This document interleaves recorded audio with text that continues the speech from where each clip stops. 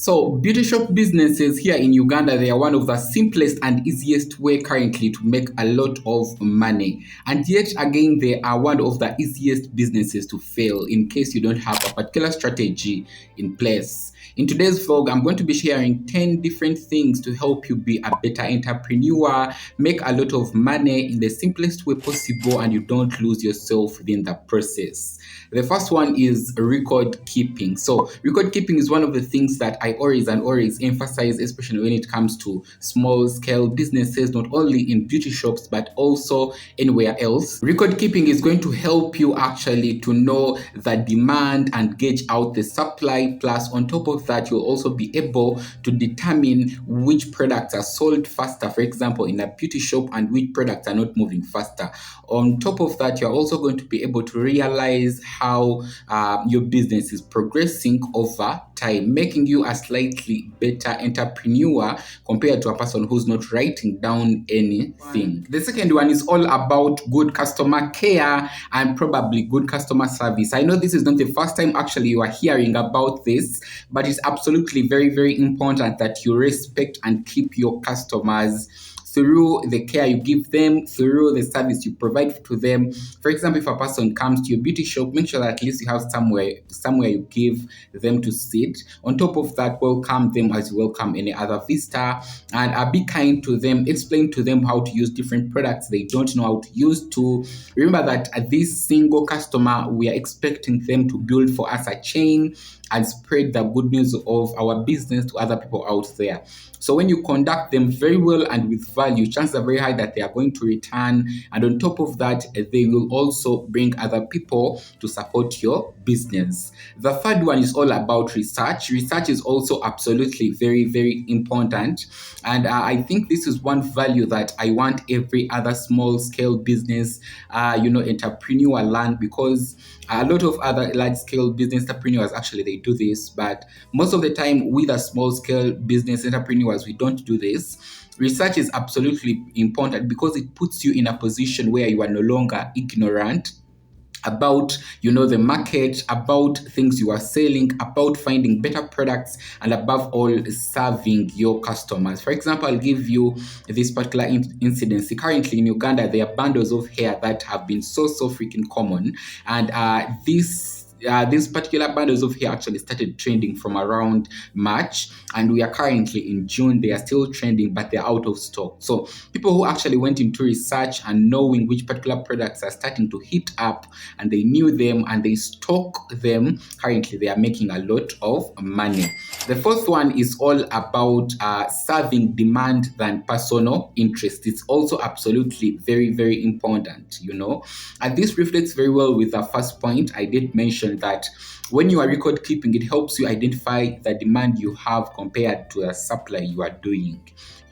So when you know that these particular products are the ones which are actually most of the time are being asked at your beauty shop, those are the products you should bring, because you know that they are going to buy them. Then bring in products based on your personal interests, and you know that these particular products don't the whole community or the whole population in your area likes them, but because you love them, you bring them, hence they flop. This brings me to the fifth point. This is all about budgeting. Budgeting is also absolutely very important. And I know that whenever a person talks about budgeting, the first thing that might come into your mind is all about numbers and money and all that other stuff. And it is absolutely true. When you have a particular good system of record keeping in place, it's going to be very easy for you to, to budget. And generally budgeting, it's that particular skill that you have to teach yourself, to know that this is the particular money I'm going to be putting back into the business. This is the particular money I'm going to be putting aside for any misfortune that might happen. This is the money that I'm going to be keeping every month as my profit. This is the money I'm going to be keeping every month for paying any other added utilities, my employees, and all that other stuff. It is also absolutely important. And when you do it, at least if you have not been doing it and you do it for the first time, let me know what you think of it in the comment section below. The sixth point is all about self-investment. Guys, if you have been able to get the profits that you intended to get, or even slightly more than the profits that you have intended to get in a particular period of time, make sure that you bring back that money into part of that money into yourself, not the whole of it, but part of it into yourself. Take care of how you appear, your general appearance, your physical well-being, your spiritual well-being, because without them, the business might not survive. So, for example, when it comes to appearance, make sure that at least you get some new amazing clothing. On top of that, you take care of your hair, you take care of your skin, you get some amazing makeup, you generally take care of your well-being, because at the end of the day, the picture that the customer remains with in their eyes, that is the picture they are going to define you with. And we want to maintain a good picture so that of course we inspire them and we motivate them, even when they come at our beauty shop or our workplace, they are seeing a person who is smart upstairs, smart on appearance, and smart on well-being. The seventh point is all about serving quality over quantity. It's also absolutely important, and I recommend it a lot and a lot. When you have been consistent with research, I tell you, with time, 2 months down the road, 3 months down the road, you'll be able to realize and find good quality products. And those are the products actually I would recommend you to sell to your customers. Yes, because a person from east to west loves it when they get, even though it is expensive, even though it is not expensive, but it's of a high quality and it is going to, finish their problem generally. So make sure that at least you immerse yourself more in research and provide good quality products than quantity, because at the end of the day, when you provide a thing that is not of good quality, you are chasing away your customer. The eighth point is all about flexibility, especially when it comes to various seasons you are working with. I'll give you the best example when it comes to this. We have been in a period of children going back to school that started, I believe, around last month and part of this month.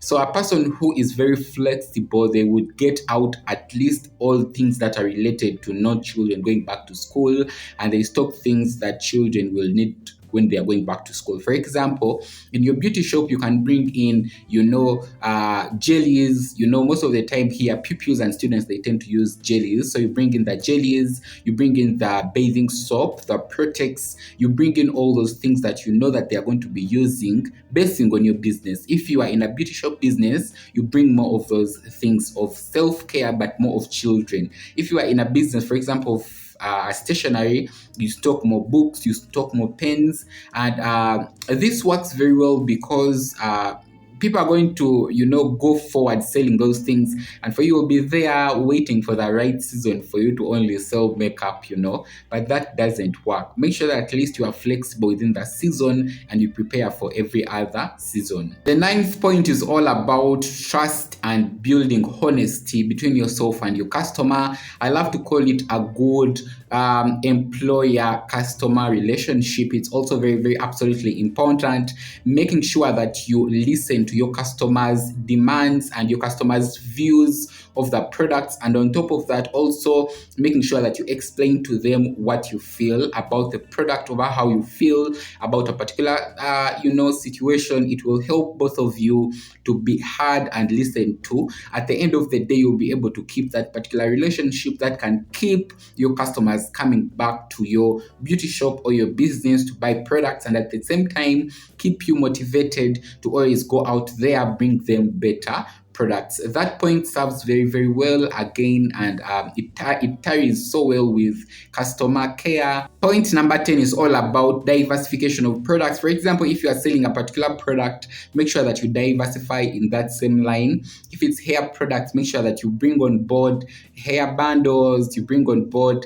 hair cosmetics related products. Make sure that you bring on board beads and bundles and all those other things that are related to hair. If it's moisturizers and skincare, make sure that you bring on board cleansers, toners, gels and creams and all that, because at the end of the day, not each person is going to be buying one product in a particular line. So if you have different options, you can be able to share them this and that so that you can be able to make more profits within the same line of the customer's demand. Thank you very much, you guys, for watching today's vlog. I appreciate it from the bottom of my heart. Let me know what you thought of it in the comment section below. Don't forget to subscribe, to like, comment, and share out with friends and family. And let me meet you in my next one. Tanya and Shylock switching out. Bye for now.